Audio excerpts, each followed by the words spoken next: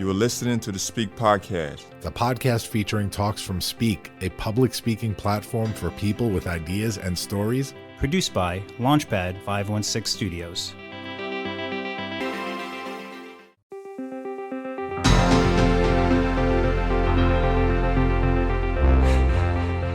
Welcome to the Speak Podcast, produced by Launchpad 516 Studios. New episodes available every week on all your favorite podcast platforms. Speak is a public speaking platform for people with ideas and stories. Each Speak Talk features three key moments: the moment of truth, the moment of transformation, and the moment of impact. We host pop-up events all over the world, and now we are bringing our talks to your device.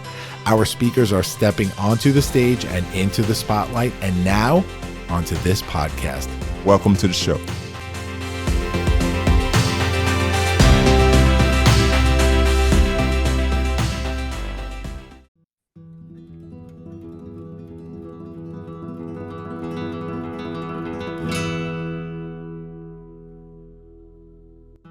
Welcome to another episode of the Speak Podcast, the podcast for people with ideas and stories.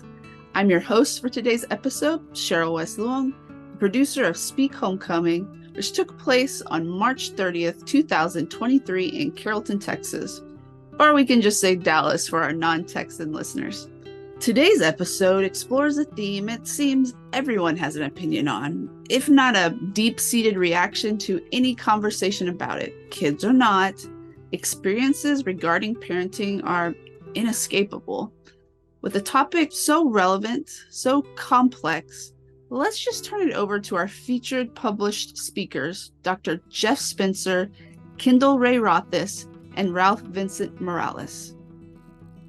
I'm George Andriopoulos, the architect and co-leader here at Speak. Our first talk today on the parenting episode comes from Dr. Jeff Spencer from Speak Love on February 16th, 2023.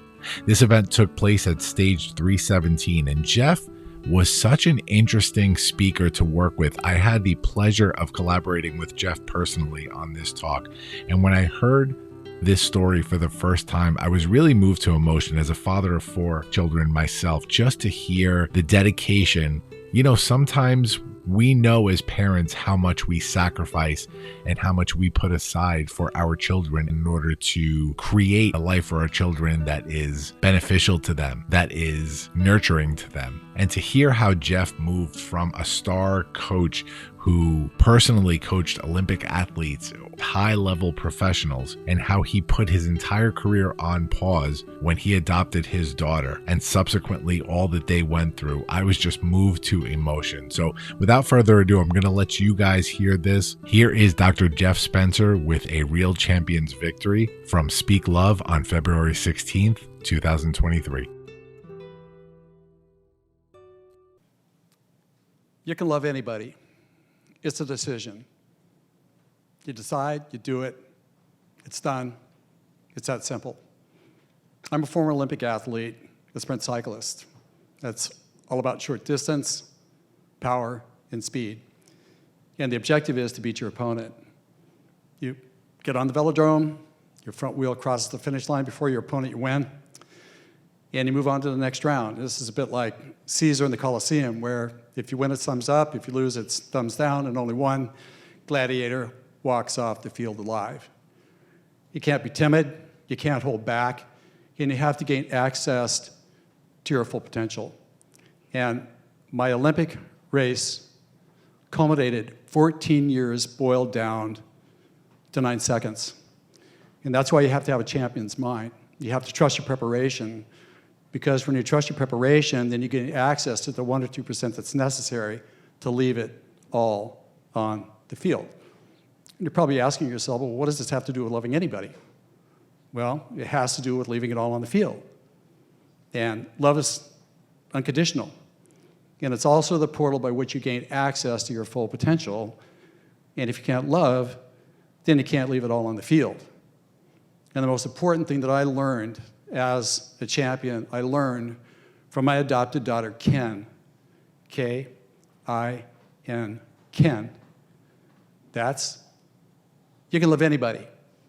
And my wife and I adopted Ken at the age of 10 from the violent, crime-ridden, drug-infested, gritty streets of Northwest Colombia, the drug capital of the universe. And there's a provision in that situation. I was 58 at the time, and I was at the height of my game. I was working with Tiger Woods. I was working with Richard Branson. I was also working with U2 and Bono. I was helping athletes win gold medals. I was helping business people exponentially grow their businesses. And my wife was curating custom homes as a green, non-toxic interior designer. And Colombia had a provision that if you were going to adopt a child, you had to go to Colombia and take legal possession of them for 6 weeks. And at the end of 6 weeks, then everybody voted. And if it was a unanimous vote, thumbs up, then you went home as a happy family. If there was one dissenting voice, then you went home empty-handed. And one of the best days of my life is when we universally decided to go all thumbs up to leave a happy family. And when we got on the airplane and returned back to the United States, my daughter, Ken, confided in us that she thought that the blinking lights of an airplane flying around at night were shooting stars. She didn't know they were airplanes. And she had no idea that she thought America was around the corner from her little village. She had absolutely no clue. And when we got back to the United States, I said to my wife, I pulled her aside, Christina, I said, look, raising Ken, this is a formidable task by a magnitude of 1 million. She doesn't speak any English, and we don't speak any Spanish. We have no language here. And she has virtually no school. And she has severe PTSD and ADHD from getting beat up and abused her entire life. This is formidable. She also has a parasitic-ridden body, and she has severe trust issues. And our ambition for Ken was to not just save her life, but it was to manifest her potential. And I told my wife to do that, I have to be a gold medal father. I can't be silver, I can't be bronze. As an Olympian, I could barely get myself to say silver or bronze, just to let you know. And so what I said to her, tomorrow, I have to rescind and pull back 90% of my professional availability, and along with that goes 90% of our income. And we have to hire an army of people to get Ken back to her same age counterparts, both mentally, physically, emotionally, and spiritually. And my wife cried every day for 9 years and 10 months. It was so difficult dealing with Ken's insatiable appetite for cheating, for her combative behavior, for her lying, and her deception. It basically put us on our knees. And the other side of this is that we didn't take a day off, and we didn't take a vacation for 10 years. We didn't put anything into our retirement. But I never cracked. I never raised my voice. I never was frustrated. I never gave her that look of disapproval. I never said anything that would suggest any shame to her, because she already had enough shame to last her life 1 million times over. And my wife and I were very well aware of the fact that Ken had been up for adoption for 5 years and she wasn't adopted. So you can only imagine what she's thinking, is that nobody wants me. I'm not worthy of being adopted. And we were also aware that at a certain age, if you don't get adopted, you age out, meaning that you get put back on the streets, and there's only 3 options. It's going to be prostitution, it's going to be drug addiction, or worse yet, suicide. And so with Ken, I never thought that Ken's behavior was the real her. I always knew her to be this beautiful person that had this incredible sense of love, and she had this irrepressible spirit, and she had this just unbelievably incredible brain. But she was acting out that which other people imposed upon her that she did not ask for. And I also felt that she was testing us to see whether or not we were worthy of her trust. And the psychology behind that is that I'm going to make sure you don't love me. I'm going to make your life hell. And if you love me despite this, then you gain my trust.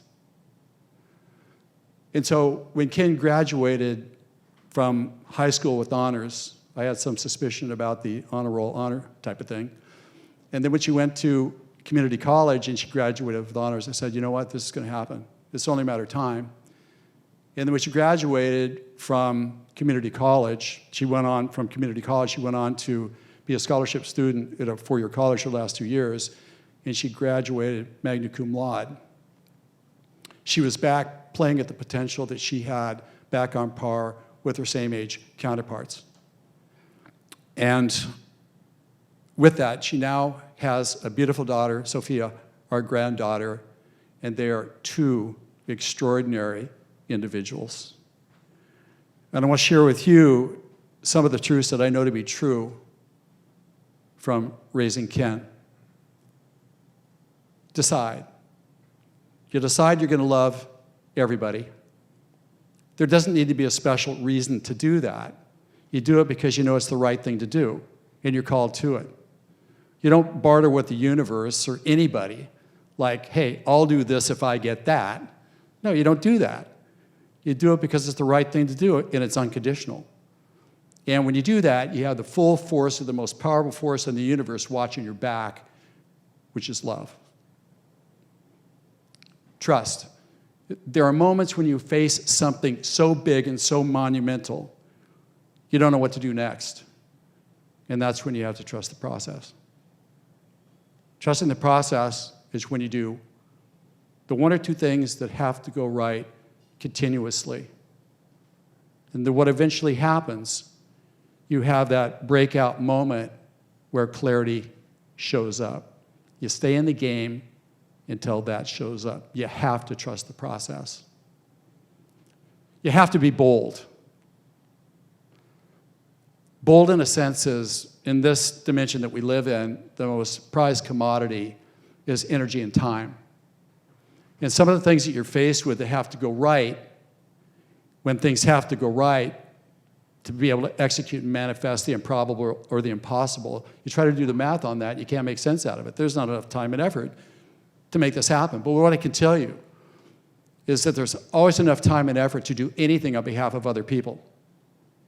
You're never going to find yourself lacking. Where it gets difficult is when we get frustrated because we're not getting what we want fast enough.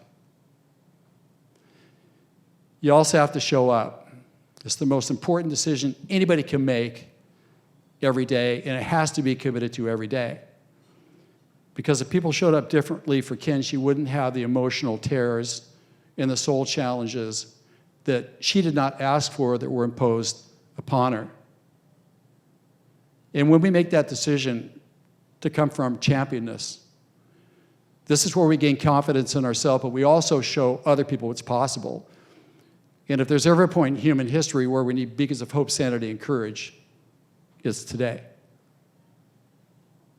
And you always have to hold space as well. Hold space for a miracle. Because sometimes that's all you got. And the magic of the miracle, and let me say this also, is that you cannot command a miracle into existence. I mean, it's a gift. And the gift of the miracle is that if you believe in the miracle, you're going to stay in the game indefinitely until it happens because it keeps you in the game. And eventually, given enough time, there will be some form of miracle. It may not be extraordinary. It may be just a small little kernel. But the point is that when you recognize that point of that miracle, that's when you go from believing that you can do it to knowing that you can do it. And at that point, it's game over. If you can't love, then you can't finish the job and walk off the field knowing that you've done everything possible to succeed. And I used to think that it was destroying my opponent, and I could walk off the field saying to myself and call myself a winner. But I now know that to walk off the field and call myself a winner, I have to be able to admit that the reason that I won is that I made the decision with a capital D to love, to play from my biggest champion. And my champion allowed me to be able to raise Ken. And Ken taught me how to leave it all on the field. Ken, I love you with all my heart and soul, eternally. Dad. Thank you.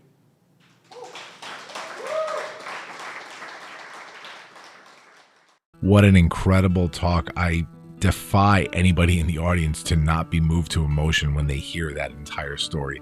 Again, that was Dr. Jeff Spencer with A Real Champion's Victory from Speak Love, February 16th, 2023. We thank Jeff for his participation and for the honesty that he brought to the microphone and our stage. Our next published speaker is Kendall Ray Rothis. Kendall's another speaker from the Speak Homecoming lineup that had never given a memorized talk with this kind of structure before. She's an accomplished poet and preacher, but this was a different and at times frustrating process, especially given the fact that she was giving a talk on some of the most vulnerable parts of her life that so few were privy to. A story so unbelievable, would anyone even hear her heart through the rhythm of the story itself? But here's the thing about Kendall.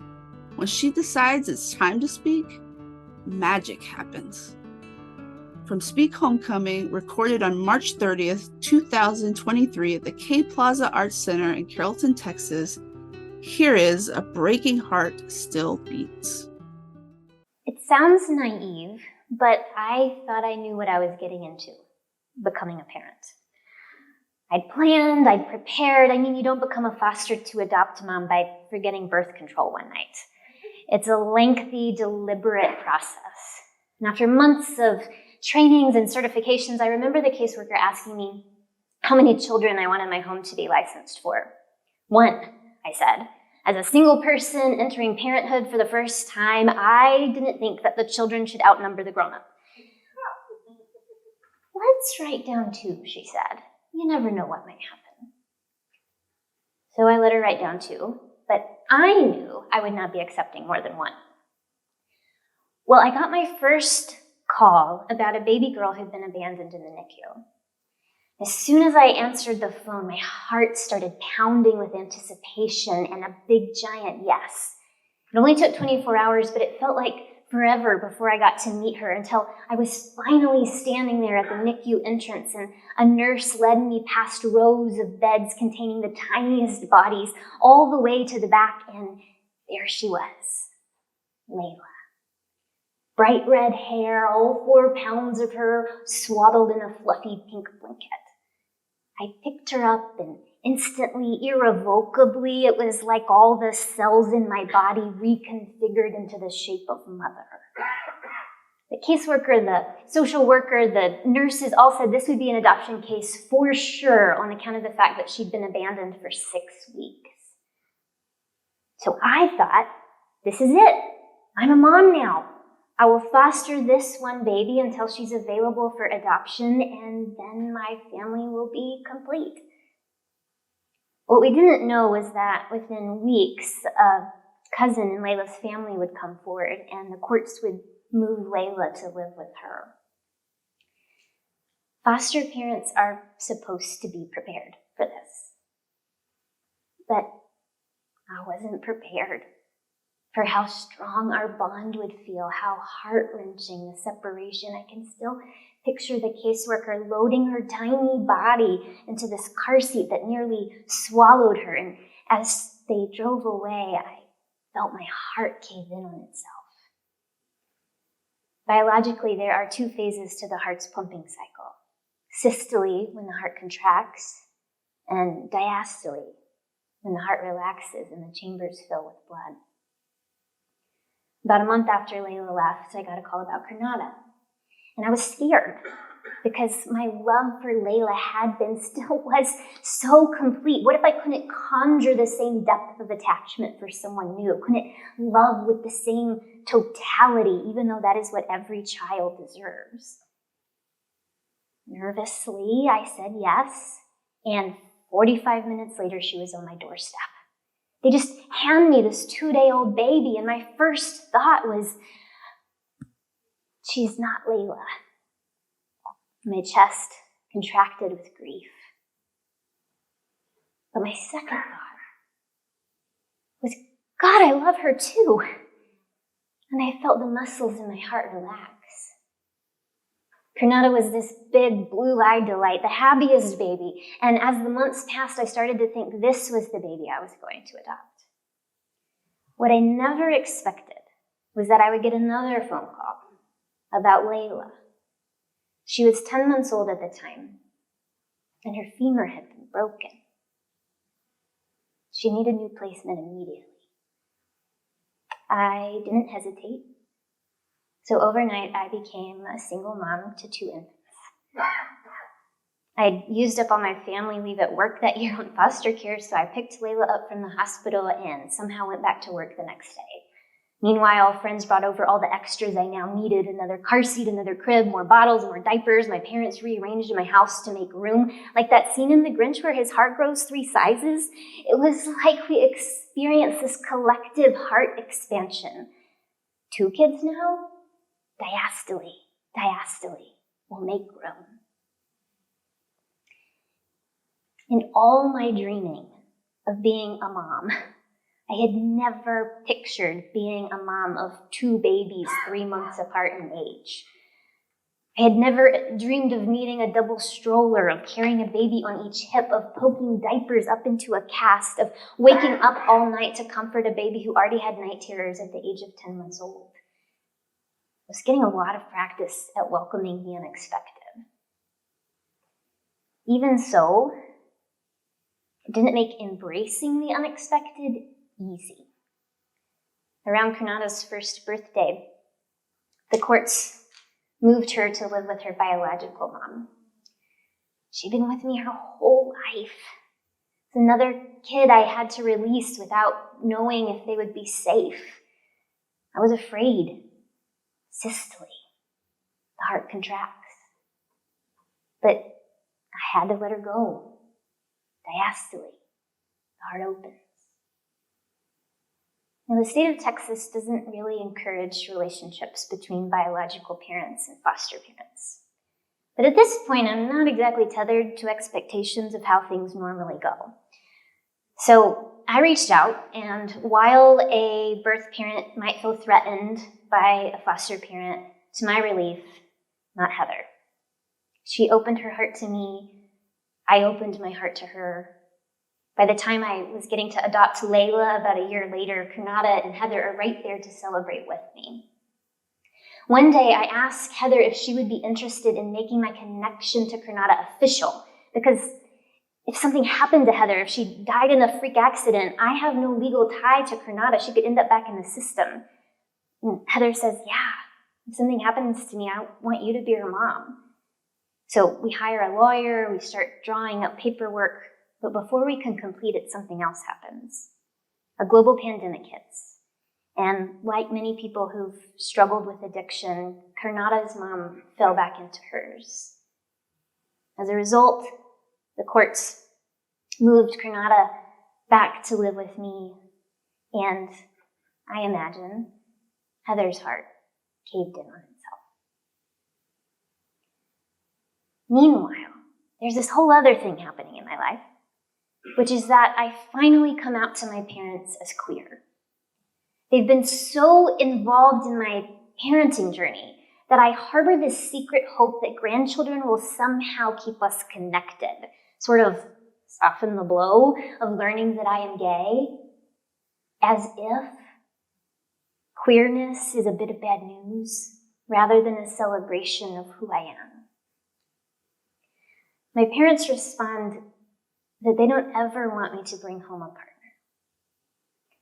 I am no longer welcome home as myself. And while this is devastating to lose my sense of home with my family of origin, there is this other side of coming out in which it feels like coming home to myself. I am opening my heart not just to my children, but to me. I am fostering an open-hearted acceptance of who I am. In her own way, Heather is doing self-acceptance work as she recovers from addiction. And as of today, she has been clean and sober for over 2 years. And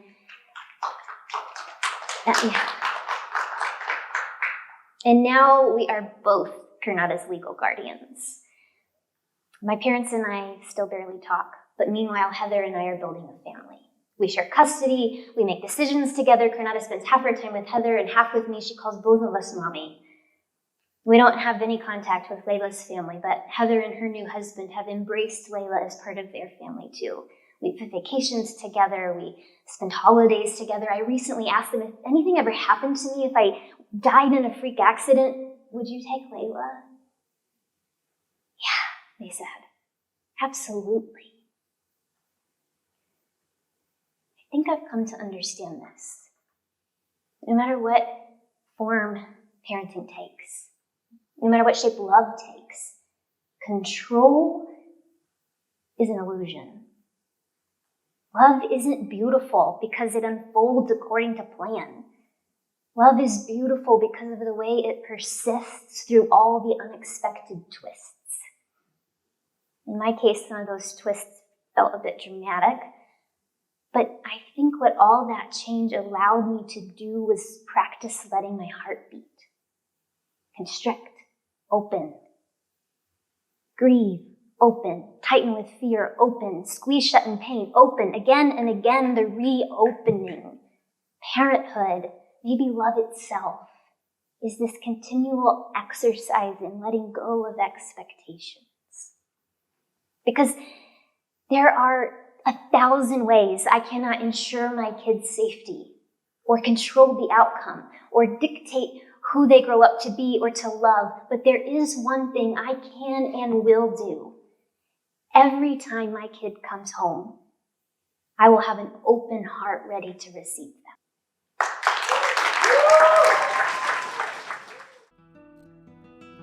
Wow, what a powerful reminder to practice opening our hearts. We all had to open our hearts a little more, including Kendall, when we were in rehearsal for Speak Homecoming, and in small groups, the speakers had been divided so that they could practice on Zoom, and Kendall was very nervous that her complicated story, having been condensed into 10 minutes, just wouldn't make sense.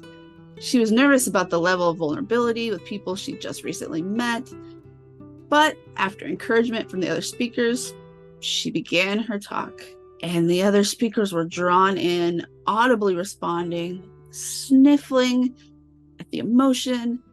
And just as Layla leaves Kendall in the talk, right on cue bounced in 5-year-old Layla on screen, and I will never forget the emotions from the gallery. From confusion to cheering, it's at the power of great storytelling and an example of a community that is built by these speakers when they come together to put on an event like Speak provides. Our final speaker for today is Ralph Vincent Morales. I first heard Ralph's story when I read his book, A Saint's Letter from the Depths of Hell, which is really the origin story of his uncle Vinny and Vinny's crew of friends from the Vietnam War. What I didn't know was Ralph's origin story, which we hear today in this talk. What's interesting about putting this into our micro-themed parenting episode is that this is sort of the opposite of what the other talks do, which is the speakers discussing their role as parents. In this talk, Ralph recounts his childhood growing up in Jamaica, Queens with a father that had a job that was, let's just say, out of the ordinary. And you probably wouldn't find a dad with this job in an 80s sitcom. I'm going to let you hear this for yourself. So without further ado, here's Ralph Vincent Morales with In the Name of the Father and of the Son. Remember when you were a kid, you had that moment, that event, that life moment that stuck with you. It impacted you, and it stayed with you for the rest of your life. We've all had those events as kids. For me, that was a door. It was my father's bedroom door. Let me explain. My father used and sold drugs throughout my childhood. His bedroom was his office. And I recall looking through those cracks of that door, and I would see all kinds of drug paraphernalia. I'd see marijuana. I'd see cocaine. I'd see scales. There were baggies of weed on the scales. There were tin foils of cocaine wrapped up and put in a certain spot. There was bamboo rolling paper all over the place. And what I saw through those cracks in that door, they demoralized me. They crushed me. They confused me. They made me angry. And as a kid, I hated having friends over because my father would smoke weed all the time in that room, and the whole house would reek of weed. And when you're an 8, 9, and 10-year-old kid, there's nothing more embarrassing than having your friends come over, particularly one kid that I knew, his name was Louis. Louis had a mouth. Louis didn't care. He didn't care who heard him, he didn't care what he said.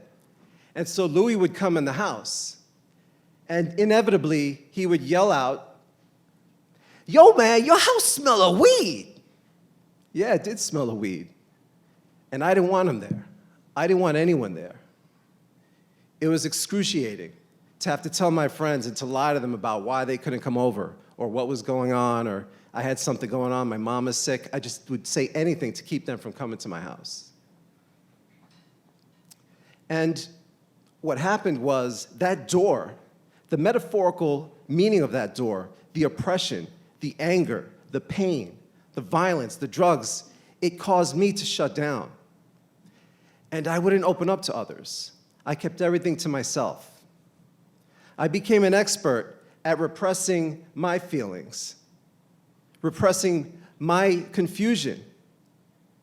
Because the one thing you have to understand, I learned at a young age that I wasn't allowed in that room. I wasn't allowed to go beyond the threshold of that door. I learned the painful lesson of that because my father, he spoke with his hands. And he spoke with thick leather belts that had very big buckles at the end of them. And the bruises and the welts that I shamefully concealed under my clothing taught me the painful lesson that you don't go through that door. You don't go in that room. So I struggled. And then in January of 1980, there was a 26-year-old black man from the island of Jamaica who was ordained a priest in the Roman Catholic Church. And he was assigned to the Diocese of Brooklyn. And a week after his ordination, this young man, his name was Frank Black, he was assigned to my home parish in Jamaica, Presentation of the Blessed Virgin Mary. Now, mind you, the priests in that parish, as far as I remember, they were all incredible. They were all awesome for the community. They were great for the kids. And yet, Father Frank was of a different breed.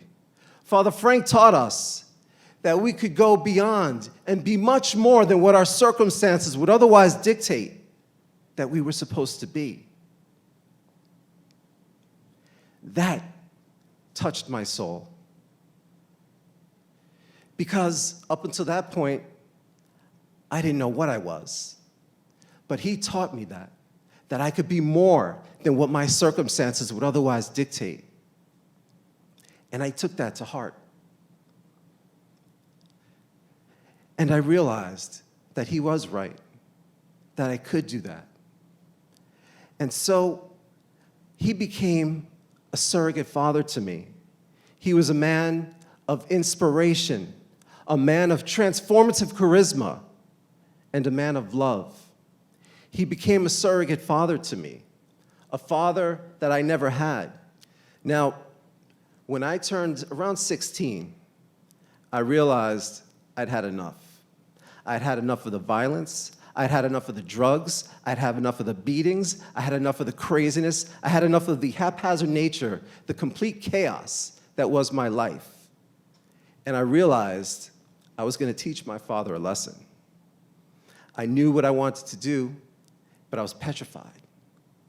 So one night, when my father wasn't home, I walked up to that door, and I extended my trembling hand toward the doorknob. Now, mind you, this door caused me all kinds of consternation, all kinds of fear, but I was determined. I went to that door, and I slowly turned the doorknob, and I can still hear the creak of that doorknob and the creaking of the door as it opened.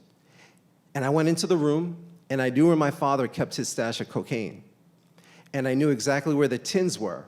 So I grabbed 2 fistfuls, as much as I could, of the cocaine, the tins of cocaine. I ran out of that room through the threshold of pain that was that door. I put those tins of cocaine into the garbage. I took that garbage outside and it was thrown out that night. That was going to teach him a lesson. I was going to be the hero. Well, later that night, my father got home, and the calm and the quiet that was my house became absolute chaos. He went into a berserk rage of violence, cursing, screaming. Things were flying all over the house, punching his fists through the walls, screaming and cursing and threatening. And I realized that was because of me. Now, I had a cousin who was in the family business, and my father was convinced that my cousin had somehow gotten into our house and stolen his stuff to sell on his own. And my father said he was going to take care of my cousin. So after what seemed like an eternity, my father stormed out of the house to wreak havoc on other people's lives. And I remember sitting there, and I was thinking, my God, I just caused all this craziness. There were holes all over the place. Anything that wasn't nailed down was strewn about the house. That was my fault. And on top of all that, now he's going to go and kill my cousin. The pain, the confusion, and the agony was unreal. So I realized at that moment there was only one thing to do. I had to run away. I'd had enough. It was just too much. I ran away. I ran out of there. I got the hell out of there. I ran away. But of course, me being me, I ran away to presentation to the rectory. I ran away to go talk to Father Frank. I got to the rectory, and the first thing Father Frank did, picked up the phone, called my mom. Lily, don't worry, Ralph's here. He's okay. I'll take care of this. He's all right. Hung up the phone. I let loose with a torrent of emotion, a complete waterfall of feelings. I told him about the pain. I told him about the lies. I told him about the false impression that I was trying to live up to. I told him about the beatings. I told him about the drugs. I told him everything that I had been hiding for years. And he listened. And for the first time in my life, I had someone listen to me. For the first time in my life, I was able to share my truth, as embarrassing as it was. And as much as my friend Louie would laugh at me for saying all this stuff, I let it out. And Father Frank spoke in very measured, very loving, very caring, very nurturing words. And he taught me that it was okay to acknowledge my faults. It was okay to acknowledge my pain. It was okay to be angry at what was going on at home. And while I could not divest myself of being my father's son, I could hopefully be a son who one day could be a good father. I had Father Frank to thank for that. He taught me that. Now, that's not to say that I've had a charmed life since that transformative event in the rectory all those years ago. Far from it. The door, the metaphorical door, was never far off.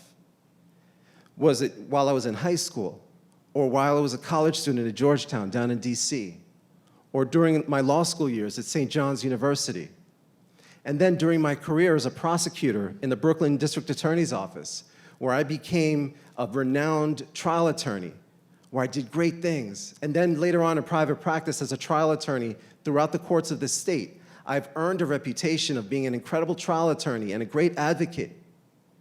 And yet, the door was always there. The door never really left. But I'm proud to say that since those years, I've achieved great things, and I'm proud of my achievements. But again, even during those prideful moments, the door would come back. And yet there's the door closing in on that dream, trying to close it, trying to crush it, trying to keep me from attaining it. There are times when I've tried to be the best husband and father that I could be, and yet there's the door creaking open, reminding me of my insecurities, reminding me of my vulnerabilities, reminding me that you can't do it. You can't do it. You're going to fall short. And I had the nurturing experience of Father Frank to ground me and to bring me back and to shove that door aside. Now, my father and I have forged, I guess you could say, an uneasy reconciliation in the years since my mother passed away very suddenly back on July 26th of 2002. Ironically, my father found Jesus. And my father recently apologized to me for all the things that he did to me and to my family. And while obviously I accepted that apology, and the apology meant something to me, when my kids asked me, Dad, what feelings do you have for your father? I can't say that I love him. I can't say that I have any real feelings one way or another for him. I feel pity. I guess I feel some sense of compassion because obviously he never had a Father Frank in his life. But either way, I am at peace with the complex consequences of being my father's son. Thank you very much. Peace and love to everybody.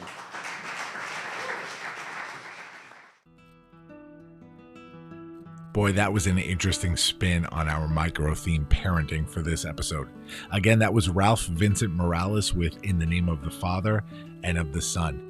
A fun fact about this talk, and really about all of the talks that we work with our speakers to build, these talks are typically 6 to 10 minutes, and one of the biggest issues that a lot of our speakers have when we work with them to coach them through these talks is to keep these talks under 10 minutes. Having a concise talk as a speaker is so impactful to the audience, and so we really hit home that point when we coach our speakers through writing and memorizing their talks. Funny enough, during the live performance of the talk, Ralph gave us a couple of surprises, including planting Father Frank right in the audience for everybody to meet. Because of the surprise that Ralph had planted in the crowd, let's just say the talk did not stick to the 10-minute guide originally. But that's okay. We enjoyed the talk, and we thank Ralph so much for bringing the honesty to the stage and telling us this incredible origin story.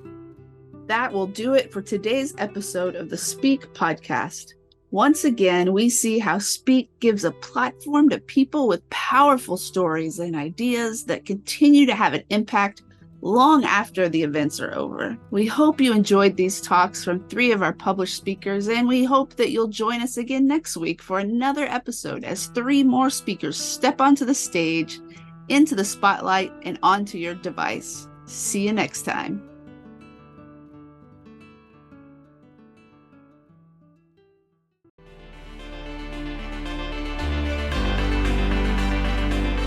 The Speak Podcast is brought to you by Launchpad 516 Studios. Executive produced by Fred P. Banning, Jason Martin, and George Andriopoulos. Our theme song, Champions Day, is by Lupus Nocti. Incidental music, Melting Places, is by Andreas Cantu. Music and sound effects licensed through Epidemic Sound. The Speak Podcast is hosted with Podbean. make sure to subscribe to this feed wherever podcasts are available and leave us a 5-star review on Apple Podcasts while you're at it. Follow Speak at Speak_event on Twitter and at Speak Event on all other social media platforms.